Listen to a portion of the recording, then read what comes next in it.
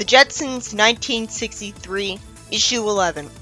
George gets woken up by an alarm clock and is immediately observant enough to wonder why it's so quiet in the house, and sees that he slept through the alarm again, making him late for the third time this week. A robot claw holds his sleeve, and a robot hand brushes his teeth as he gets a claw puts his belt on. And he says there's no time for an automatic shoe shine. Jane walks around with a glass of liquid on a platter for him, and he runs away saying he's late for work, and she explains that she hates to see him rush off without a hot meal, as she's got a pill there. Spacely gets shown an indestructible suit. It seems too good to be true, especially since the scientist looks jarringly evil when he smirks about testing it on someone. There's no way to be allowed to test it on a living being. They'd have to do it in secret. Maybe an alien or robot if they don't have rights. Martians seem to be treated badly. He must know he's not allowed to, and Spacely just doesn't care. George tries to sneak by the Electro-Eye time clock so it won't know he's late again. If that's possible, and it is, everyone would do that. He wants to sneak up to his office through the air conditioning duct, which in real life that'd be really noisy. Spacely turns up the air conditioning, sending George flying into his room and into him. Because he knows George is stupid, Spacely cleverly decides to flatter him and make him test the suit, without warning him right away that he's going to be a test subject for it, as disproportionate retribution for an accident. I'm used to him being a jerk. And I'm still annoyed with how stupid George was last issue, so I'm not too mad. And if George stays oblivious the whole time, it really won't be a problem. He doesn't care that the scientist tried smacking his head with a chair. It's obvious witchcraft is involved in protecting him. No amount of nanomachines from the suit would make the kinetic force not send him forwards.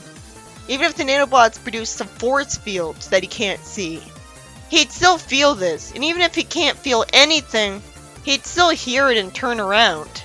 He does turn around, but assumes the professor sat down too hard on that chair.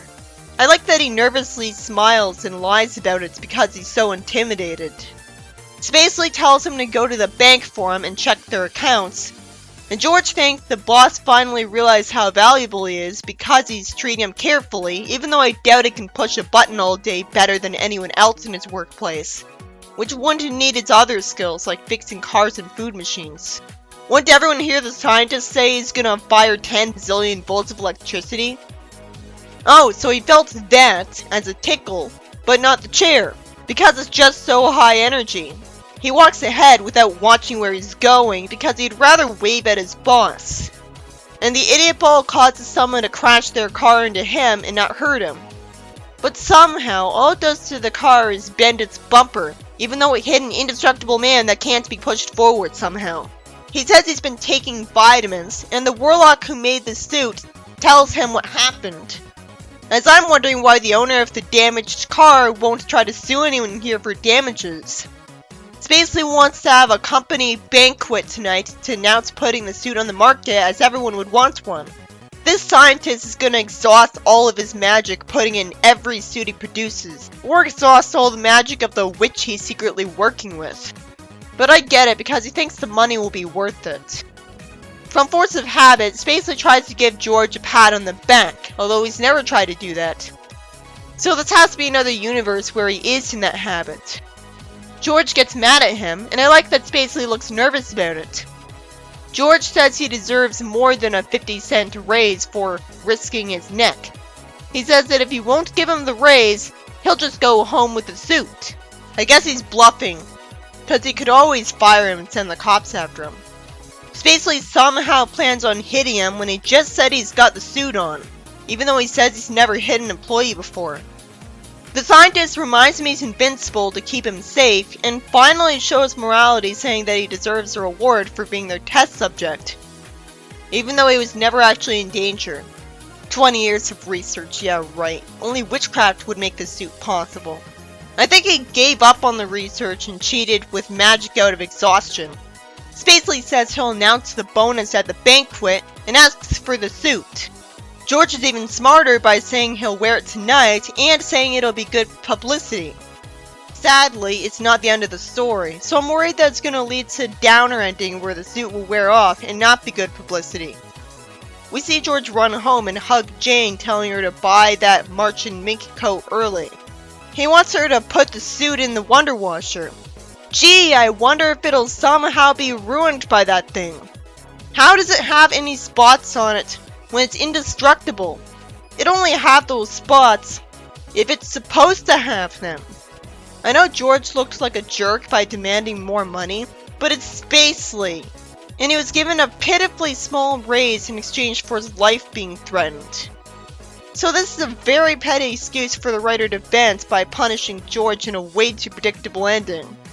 The foreshadowing sucks if it's too obvious. Of course, the suit falls apart in the machine, and when he calls Spacely about not wanting to wear the suit at the banquet, he refuses to humor him just because they made a deal. Instead of George just saying he shouldn't wear the suit tonight, he could have very easily told him it got ruined right away.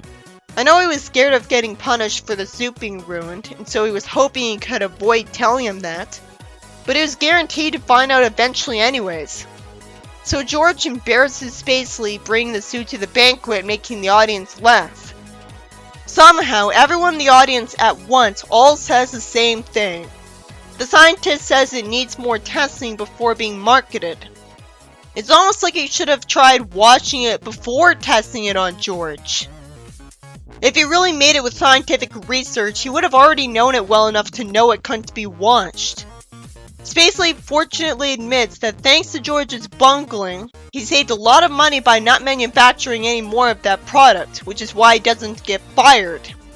But he does have plates thrown at him illegally, in front of witnesses who would call the police and get Spacely in trouble.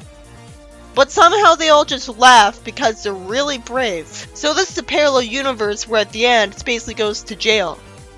In the next story, it makes Rosie more relatable by showing her having a tea party with a maidbot from next door, who complains over a cup of oil that because her family's moving to Mars, she somehow has to find another job. Either families with maidbots somehow aren't allowed to take them to their new house when they move on because the robot company expects them to be in one little place. And even then you'd think they could just call them and maybe pay a fee to have them reassigned. Or a family just uses it as an excuse to ditch her because they don't like her. I don't see why they would when she's a robot specifically designed to be a good maid. Apparently Mrs. Beeson wants to feel self-reliant and accomplished again. I know Rosie has a bedroom in George's house. Why don't they just move with them? Rosie tells Millie she knows a place that'll find her a job if she calls them. She's thanked for it. And Rosie's probably joking here because she should know heart of gold is just a figure of speech. Even if she never heard the phrase before, the context makes it obvious. George complains about Rosie loafing around all day when for all he knows, she just sat down to the tea party. And Jane says his name scoldingly and Millie leaves. Rosie offers to take the grocery bags and Jane thanks her for just doing her job. Unless that's not a part of the maid description. She thankfully warns George that Rosie might quit if she's treated too badly, after just one snarky comment from someone who's usually a bit of a jerk anyways. Of course, she's worrying too much. It's encouraging that robot maids have the right to quit, when it's the same society that expected Rosie to get herself trashed in one episode because she's obsolete. Fortunately, the writer cares enough to explain why George snarked at Rosie when that didn't require explanation. He apologizes and says he had a hard day at work because one of the buttons kept sticking. He has the good sense to point out that Rosie loves the family too much to quit, gets advised to apologize, and agrees. Predictably, because Rosie calls the employment agency, he tells Jane she's quitting. You'd think Rosie would hear him. In no part of the house can you not hear every conversation that's going on. I doubt the house is so big that it's just that far away, because it looks smaller than my house. But the plot relies on Rosie not hearing him and correcting him later, and George not hearing the revelation that the job's for Millie, who they have files on. George plans on making it up to her. Will actually be smart of Rosie to pretend she didn't hear him with the advanced hearing you'd think robots would have, so that she could get catered to. So this does make sense. George sees Rosie washing the dishes in the sink in the future, but he's not questioning that, as if the dishwasher is broken, but instead just tells her to not rust her hands, and Jane tells her to relax more and sit in the living room. She wants to straighten things up, and George tells her to lie down and rest. Rosie fortunately explains that even robots get bored, and she doesn't like to sit around doing nothing. He tells her he's going shopping for a present, and it gets her a TV with a tiny screen, to the point where he feels like overcompensating by saying it's an all-Galaxy Channel 3-dimensional. Jane serves her some oil and says she can work when she feels like it, as I just feel bad for these two for encouraging her to be lazy. Rosie thinks they're just trying to make her feel good before firing her, because George was mad at her. So minutes later, she tells them that they don't have to put on a big act just to fire her and plans to go. It was kind of merciful to the Jetsons that she had this reaction so quickly. Millie conveniently comes over to thank Rosie in person, getting things cleared up, when she could have just called her. The whole mess is explained, and everyone fortunately has to laugh. George laughed all week until he got the bill for the TV and cried. I guess he paid for it with a credit card and didn't pay attention how much the price tag was when he bought it for some reason. In the next story, Rosie gets startled at Elroy running after Astro and nags Elroy that she kept warning them about running in the house. Elroy says a blatant lie that they forgot. They go right back to running, and she says children are always forgetting, and she calls a friend of hers for the mechanical playmate the Jones boy outgrew, a robot kid that Rosie instructs off-screen on the do's and don'ts before sending it to play with Elroy, and influence him to remember things better. I'm guessing this won't work for long. How do you outgrow a robot playmate anyways? Elroy and Astro get picked up by Timmy the robot and told to remember to wipe their feet, as Elroy already knows Timmy's name because it must have been a time skip. Elroy luckily thanks Timmy for the reminder, when he could have easily just thought of him as a spoilsport. But then he decides to teach Timmy how to play good guys and bad guys with toy guns. Rosie wastes her time bragging to Jane, and George assumes Timmy won't remind Elroy to wash up for supper. Elroy and Timmy run inside with Astro, and they forget to wipe their feet, take off their hats, and wash their hands. Since when does Elroy take off his hat before eating at the table? Why is that a rule? The kids apologize, and Elroy explains that in order to remind Timmy how to play, he had to replace all the do's and don'ts. Rosie says that's no excuse in this machine age, and it really isn't, because Timmy would have more than enough room in him for info on how to play. He didn't have to. He just wanted to. The story ends with it being revealed that Rosie forgot to make supper because she was so concerned over the family. In the next story, Jane calls Elroy in for lunch from a video call from the wall of the house outside. So Astro gets left alone, and then a spaceship stops in front of him and a talking dog alien jumps out of it, fortunately justifying that he's from the Dog Star, like Futurama, to try to make it look less ridiculous and out of place. He kidnaps Astro, saying he's slowly rounding up all of the dogs on Earth to show them a better way to live on the Dog Star, and he's gonna be brought to a Pooch Placement Center where he'll be given a house and job. This must just be a dream of Astro's. It's obvious that Earth dogs wouldn't be sentient enough for this. But he is, because he said better like Scooby-Doo would. So it makes sense that they knew to make him get a job. But these aliens are just begging for a war against Earth. At first he likes the idea of getting to do everything Earthlings could do, but it's obvious he wouldn't like having to get a job. These aliens should have expected this reaction from people who used to being pampered like pets. Astro gets given a white-collar worker job that the story skips past showing what he does for it. This society isn't so picky about people having to have college degrees to get hired, because Astro got a job with no education, which makes sense because I doubt he'd need to know most of what high school forces you to learn to do that job well, and it's an alien society. Or he got information he needed to know put into his brain by a computer. Astro tries to lie on the floor, only for a TV on the wall to have a dictator tell him not to lie on the floor anymore, calling him by name. How would he be able to pay attention to all of the dogs at once? He's only addressing Astro. He's told to use the sofa and do work from the office. This is a misrepresentation of what it'd be like for him if he got to live a human life. He wouldn't have to deal with any of this. And it was already clear and easy to understand enough that he'd hate his life from the first panel he was going home tired. He misses Elroy, and gets told by the intercom that he'll prepare his own meal. He presses buttons and gets raw food flung at him, and he's called stupid for pressing too many buttons at once. The aliens would have known to actually teach the dog people how to use the foodomats. I get to see the TV get hit by a pie and Astro laugh at it. Too bad he's hit by an orange right afterwards, with the foodomat broken. And it turns out Astro really was dreaming all of this, as Elroy apologizes to him for accidentally hitting him with the ball. On the one hand, this justifies how confusing it is that the dog aliens were so stupid. But it means there actually wasn't a story in-universe taking advantage of how Astro's sentient. But it wasn't telling me how he's sentient anyways. Elroy says he wanted to play catch with him as the story ends. In the next story, George shows there's still superstition in the future, and Judy complains that she doesn't have a date. George naturally says she's exaggerating her problems and plans to buy a new mirror. From a wild coincidence, someone's filming a live TV show here where people talk about their problems, and George is invited to do so. He could have very easily only mentioned his problem, not Judy's. It was also completely forced that he mentioned the full name of the guy she wants to notice her, because it's just begging for him to find out about it, which might just cause Judy to get upset if it doesn't lead to him dating her. From a less wild coincidence, the TV just happens to be tuned into that exact show right in front of Judy. Jane accidentally makes George break the new mirror he paid good money for, so it's too bad she doesn't care enough to apologize. She cathartically tells him off for a while. Luckily, the guy Judy likes shows up at her house with a smile because of what George said.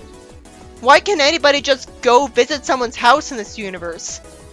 Aren't people not allowed to enter apartment buildings if they don't live there or aren't specifically invited by the denizens of it? Why doesn't he have to use a buzzer? She apologizes and gets told not to because he had been wanting to ask her to the big dance, but assumed that she thought he was a loser. This was the most predictable way for George's mistake to work out, but I'm so glad it happened. It's just a natural byproduct of the comic having a good tone. The best tone I ever saw. Sadly, George gets Joan thinking that the real villain is Sammy for not paying attention to his daughter, and then he sees him and kicks him out because he thinks he came over here to tease Judy. She gets mad at George for what he did, and he breaks another mirror. Thankfully, he grabs her, saying, "I'm sick of broken mirrors and broken hearts. You're coming with me, young lady." So he drives over to Sammy and he tells Judy to hop out, and drives away expecting her to explain things to him. She says dads aren't so bad as they hold hands, and George's dialogue makes it way too obvious that something is going to happen to the next mirror. I just wish he wouldn't be breaking any. But there's no other way the plot could progress as it does. He gets mad at the TV guys from earlier, and at least this time the mirror's broken on purpose by him. He breaks the mirror against that guy, which would just get him in legal trouble. So that's really a downer ending. Bad luck, yeah right. He'd have to have a lot of good luck so that both of these people are too scared to call the cops on him. And we know the show's live. So he was also lucky that nobody knew, recognized him, got him in trouble for this. I'd rather think he was that lucky than think this is an alternate universe where he goes to jail after this. The first story is about George getting sent into space leave from a blast of wind from the air duct and being made to test an invincibility suit as a punishment. But it's really not so bad because he was oblivious to all of the punishment he was taking. It's only frustrating when it becomes too obvious that something's gonna happen and take away the big raise he demands. As I just know he would have gotten it if the story was shorter. But instead the magic suit gets ruined by the washing machine, which you'd think is something the scientists would have known and warned him about after 20 years of research. At least it supports my theory that it's just a magic suit because the scientist is a warlock. Or working for one. The only way the suit would be possible. So either there's no research or there was, but he just took over the project of someone else. Sadly, despite the fact that George saved Spacely a ton of money by revealing what happened to the suit to make him not release anymore, he still doesn't get anything as a reward at the end, and ends the story being abused. Good things basically usually pleasantly surprises me, and we don't learn that George got injured. Or be more than mildly annoyed at this. But it's just one panel, and it's not from a character you're supposed to like. The second story is about George seeing Rosie try to get a new job for a maid friend because for absolutely no reason her family's firing her because they're moving to Mars. And George assumes she's trying to find the new job for herself and sucks up to her. But it's for a surprisingly short amount of time to be merciful to the family a little, because the story is too short to fully take advantage of the concept. And Rosie gets suspicious. It wastes comic space on George talking to Jane, so she should have not been home. It was only kind of merciful. They still wasted money on a new TV. The only way the plot took advantage of it being sci-fi is that's why Millie needs a new job, just because her family is moving to Mars. But they could have moved somewhere else. You'd think since the maids live with their families, they won't have to find new employers if they move. And if the maids are assigned by the robot company to specific places, still there'd be a system in place for people who move to protect the jobs of the maid bots, because it'd be a hassle for people to have to hire new maids. They'd call the company to reassign their location, but then they shouldn't even have to do that. It can only make sense if I assume Millie was lied to about why she had to find a new job, when really the wife feels useless not getting to do what the maid is doing, and somehow she resents her for that too much to tell her the truth. Which is the only confusing thing. Rosie's story is about Rosie sending a robot kid to try to remind Elroy of the rules of the house because he has so much fun running around that he forgets to follow them. Only for him to effortlessly make him forget them by teaching him how to play cops and robbers. What's annoying is that he acts like he had to make him forget the rules when robots would have way more memory than that by this point. If he had lied, he would have had to go into the robot's memories to raise his rules. But the robot wouldn't let him do that. He's got nothing to knock it out with. So it's like all he had to do was talk to him. Astro's story really did turn out to be a nightmare of his, where a dog alien kidnaps him to put him to work as a white-collar worker. We don't get to see what he actually does. And all the story somehow shows him being told by a TV to act like a human, even at his own home, when all he wants to do is nap. This isn't something a human puts up with. So that kind of misses the point of the story. I'd rather be told why Astro is sentient. But apparently, because that was all a dream, Astro's still the only sentient dog around. But at least if he was part of an entire category, it'd try to better explain why he can sort of talk, because he's not a normal dog. Instead, we're supposed to believe he is. So he's just annoyingly confusing. Then there's a story where George keeps breaking mirrors by accident after buying new ones, and then somehow is dumb enough to embarrass Judy by saying the full name of her crush on live television. Judy could have very easily not seen it and caused another mirror to break. And George to assume Sammy's comes to his house to tease his daughter. It's a relief that Judy ended up getting a date because of his mistake. But that relief doesn't last long when I realized that the way George punished the guy who was just doing his job, without knowing what trouble got caused, and didn't force George to say Sammy's full name, would have gotten him in jail.